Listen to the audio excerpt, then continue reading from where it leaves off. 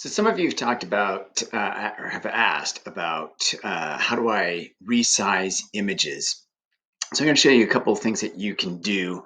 Certainly, if you've got a PC and probably even a Mac, although I don't know what the software is on a Mac, you can do an editor in Microsoft Paint to get the same effect, and most people kind of know how to. That's a pretty basic image editor, so you should be able to do that. If you're on your Chromebook, this might be something that we would want to go. So this is a project with rock, paper, scissors. And I would want the rock and the paper and the scissors all to be the same size. So it would look something like this. Notice that for those that aren't real familiar with photo editing or image editing, I've got two layers. I have a background layer that's a very bright yellowy, limey color, and then the rock itself. So that might be something that we would go about and utilize. So I'm going to close that out. And the site that you're going to want to go to is this guy here. Pixlr.com is the way that you go, and it's just a typical. It's a free subscription, a free not subscription, but it's a free site, but you do need to sign up. Nice thing is that they give you a little bit of space, so you can have different projects that are there. You're not going to necessarily need it, and so when you go to the login, well, I guess it remembered me. It might have remembered me. At any rate, there we go. So you're going to sign in. Click this guy to sign up. And you should be able to sign up with your cusd.me account, and then once you do that, then you should be good to go, and you're off to the races. So, how big an image should you choose? That's a good question. So I'm going to take a look at these. I'm looking at these three different pictures. All right. So here are the images that I have from my office slideshow. And these are all, you'll notice when the pop-up shows that they're all 273 by 364. And that's because this one there's no border around that. That one is what was originally 273 and 364. So I just made all of them exactly that size.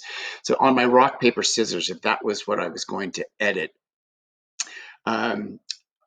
it will tell you roughly how big they are, and they're all pretty enormous. All right, so this is 1200 by 900, 900 by 960 by 960, and this is a 1200 by 300. So that's all of them are really kind of too big. I'm going to go with kind of a 600 by 400 size is what I'm going to go for. All right. So that's going to be my goal. I have these images already saved, as their names happen to be pick 1, 2, 3. And I'm going to create a new one over here. It doesn't really matter what the size is because we're going to be redoing it anyway. So the web small 800 by 600 is okay. And I'm going to go with create. I could name that if I wanted. This is my base layer. And so I'm going to make that a solid color, and then I'll get the other images to be inside that. So this might be a little bit more than you might want to do, but I'm going to draw, and I'm going to get a brush that's going to be fairly good sized. I don't know if it needs to be that big. And then what's the base color going to be? So here are some of them. A very nice shade of blue, for example. So that's it. That's what I want. Now I'm just going to paint this whole thing very roughly. And so my background is a very nice shade of blue. And okay, maybe a bigger size would have been a better idea. All right, so there's my first layer. The next thing I'm going to do, I'm done with the drawing part of it. The next thing I'm going to do is I want to add a new a new layer. So the image is going to be on top of that base layer. So I'm going to add a new image. I'm sorry, add a new layer. And it wants to know, what do you want to do? Do you want an empty one? Do you want some text? Do you want it? I want an image.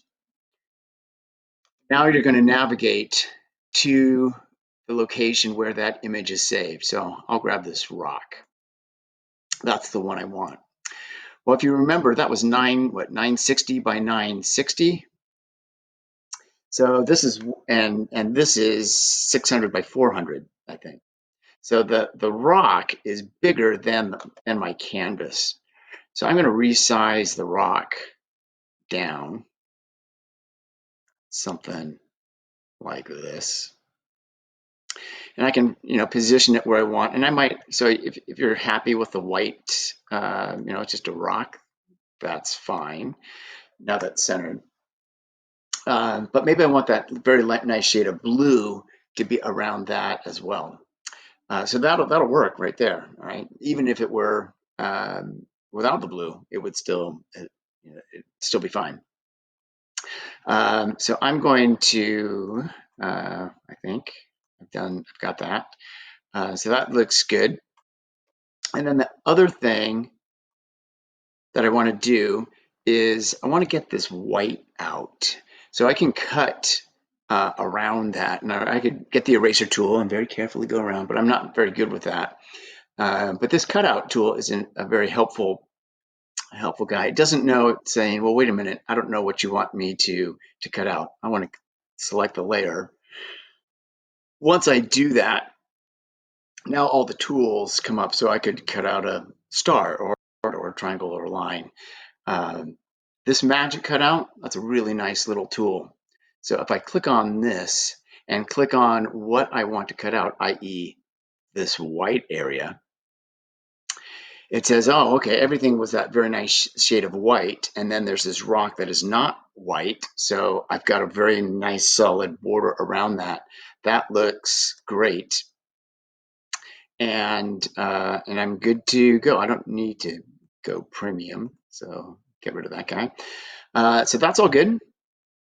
I've got these two layers, and I'm basically done with this guy. All right, so I'm going to save it. I'm going to download it, and you could save it as a JPG or a PNG.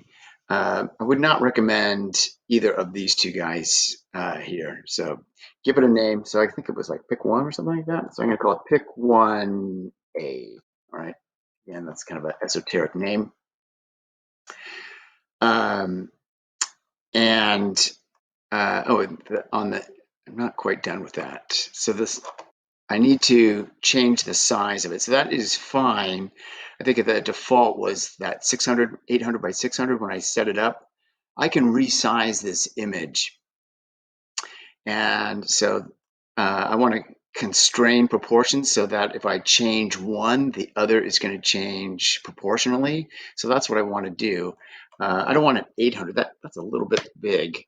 I'm going to change it to 600, and notice that the 400 got changed, or the 600 rather got changed automatically to 450. So that is a proportional constraint. I'm going to apply that. I think I'm going to apply it. There we go. So that has now been resized down to the size that I want. And I'm going to click on save. There it is. There's the 600 by 450. The name, this is where I'm going to rename it pick 1A. If you have a transparency, you want to save it as, so if a layer is transparent, I want to see behind it, then a PNG is what you want. In this case, I've got this very nice blue background. Mushing the layers together is okay. So either one is going to be fine. The quality, medium, is probably okay. And I'm going to download it. It now goes to my downloads. So I would want to, you are going to get a bunch of ads, I will say that. And I can see it, show in folder, maybe Here's my downloads. There's pick 1A, and I can drag that. That's inside my website folder. I need to move it one more time from the website to images. And now I've got two of them. If I take a look at the, there we go. All right, so it was pick 2A. Is maybe a better name. Sorry about that. But so this rock and that rock are roughly the same. All right, so that's how to edit things in Pixlr. Nice little program, free, very nice, and you're able to do a fair amount of work with layers and then mush them together as you save them.